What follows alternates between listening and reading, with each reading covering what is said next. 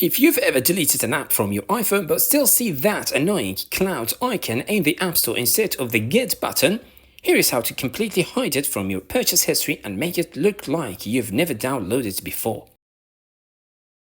For this, we need to open the App Store and tap your Apple account icon in the top right corner of the screen. Next, tap Apps and Purchase History. At the top, tap your apps. Here you'll see two sections: All and Not on this iPhone.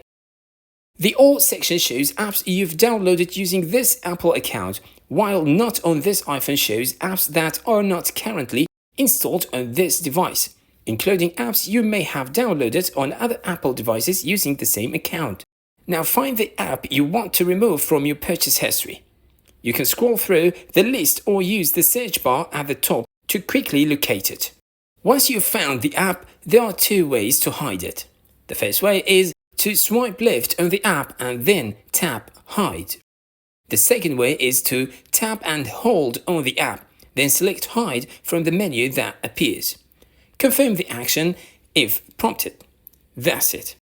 Once the app is hidden from your purchase history, the cloud download icon will be removed, and when you search for that app in the App Store again, you'll see the Get button instead of the cloud icon.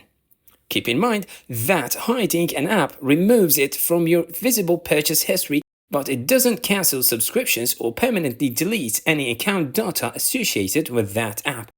And that's all there is to it.